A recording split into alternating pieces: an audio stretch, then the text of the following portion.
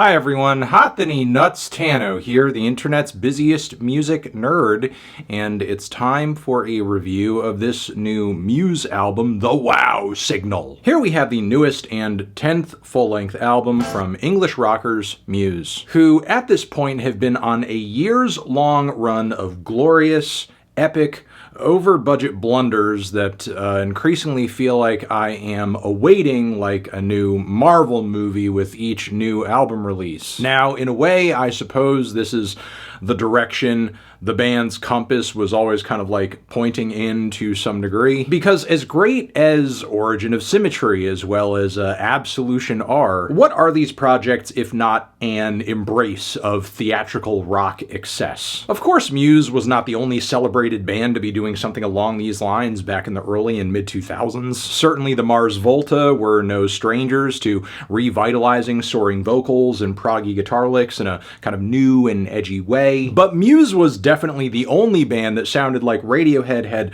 convinced themselves that Thom Yorke had the range to sing opera, which is a delusion I myself have been happy to buy into on previous Muse records, even 2009's The Resistance, an album that has proven to be a bit of a controversial turning point for the band, not only because it saw the band reaching a new symphonic peak instrumentally, but the writing also saw them going for a more socio-political angle, focusing on themes like authoritarianism and the control of humanity. Compelling topics for sure, but the dodgy specifics in Matt Bellamy's verses, I think, turned this record into a bit of a Rorschach test. You kind of saw in it whatever you saw in it, and I have mentioned this in previous coverage, but the album did attract conspiracy brain weirdos like Glenn Beck. And look, a book can be written on conservatives not really understanding art or not understanding when a piece of art is criticizing them, but ultimately Muse hasn't really got any better or clearer in the way they message in their music with regards to, their political diagnoses of, the world's problems. For example, their last record, Will of the People,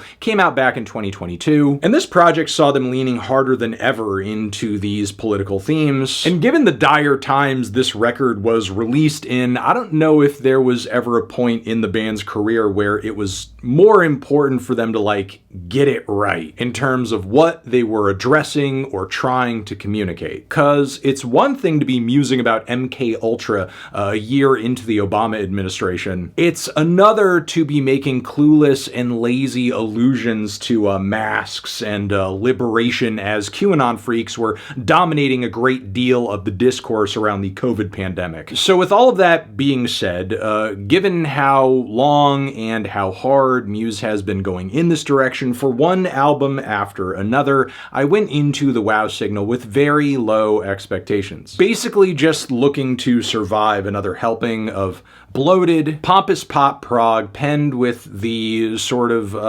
apolitical commentary you would typically catch from an uncle Facebook comment. But after having heard this project, I'm not blown away, but I'm a little surprised because it's not amazing, but it is at least some sort of an improvement. And maybe in a way Muse kind of set themselves up for success here because Will of the People really was truly their worst album at the time. As bad as that record was, it was kind of hard to imagine the band getting any worse. And The Wow Signal is definitely not worse, but the project does have its issues from the outset, like the gaudy shouted choral passages in Latin on the opening track, which are also paired with these generic entry-level orchestrations that feel like an overblown knockoff of, Lawrence of Arabia or something. But aside from that, I will say the drum and guitar work are genuinely visceral and well-recorded and performed, and Matt's vocals are more measured but still expressive, and I would say even beautiful during their best moments on this opener. Plus, the writing on this track is taking a lot more inspiration from the cosmos and space communication, which I think gives Matt more of a fantastical sci-fi buffer when it comes to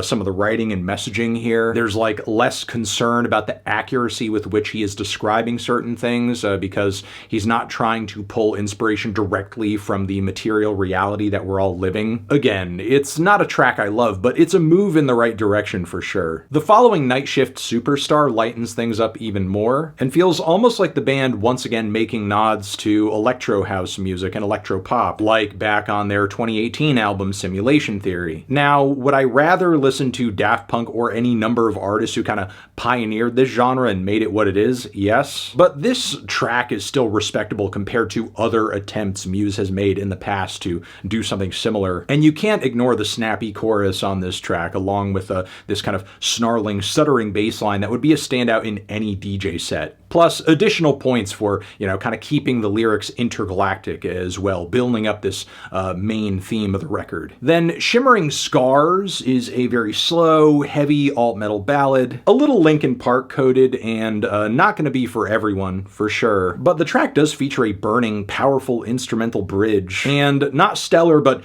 interstellar chorus crescendos. The lyrics very clearly deal in alienation and the severing of a relationship of some kind that has kind of grown cold and distant. Very obvious, but Matt definitely kind of, puts all of this in the context of these space themes in a way I can respect. Then we have CRYOGEN, which, shocker, I love this. CRYOGEN!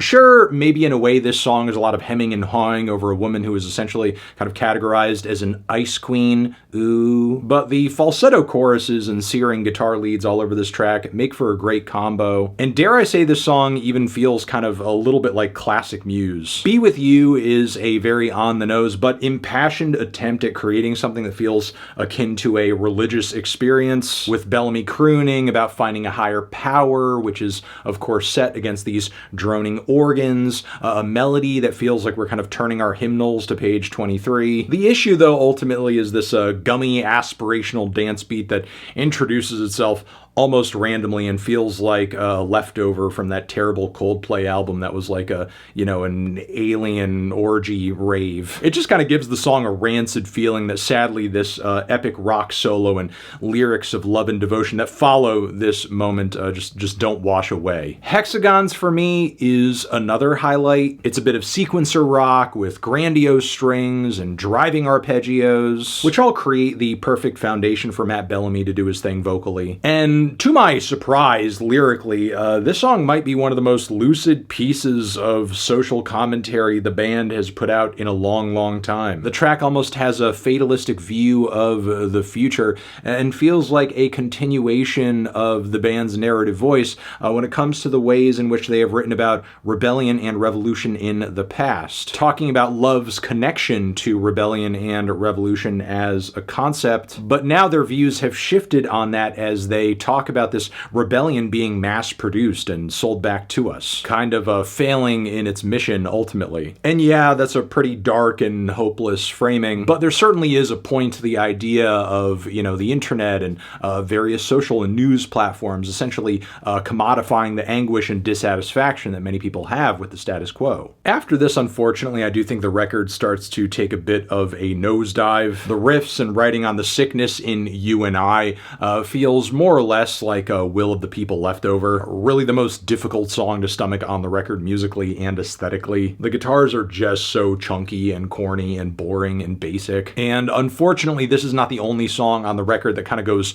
full tilt nu metal. That's also very much the case for Unraveling as well. Again, similar vibes getting carried over onto this track, with Muse also kind of pulling out every little cheap symphonic trick that they have in their tool belt. The song Hush features Ellie Goulding, who, is fine, undeniably a vocal talent, but somebody whose, abilities I don't look forward to hearing on mainstream rock albums. I feel like with her inclusion, you're pretty much guaranteed to get something that is like overly sentimental and melodramatic, which this track very much is, even if on a conceptual level, I can appreciate the band trying to, kind of bring two differing voices together on this record, where you do have these very prominent themes of separation and a falling out and a heartbreak, which the very slow and lumbering, almost funeral march-paced closing track tries to really get some closure on. Very sad and disappointing closure, but, you know, closure nonetheless. With Bellamy singing,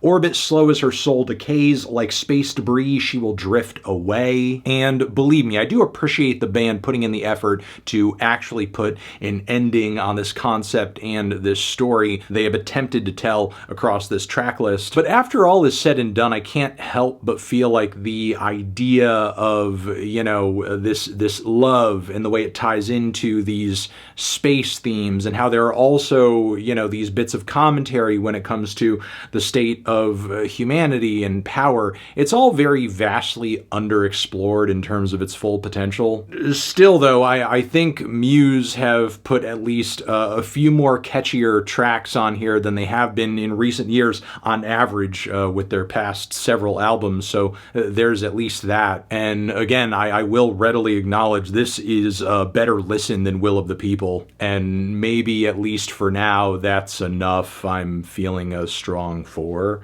on this album. Transition. Have you given this record a listen? Did you love it? Did you hate it? What would you rate it? You're the best, you're the best. What should I review next? Hit the like if you like. Please subscribe and please don't cry. Hit the bell as well. Over here next to my head is another video that you can check out. Hit that up, or the link to subscribe to the channel. Anthony Fantano, Muse, forever.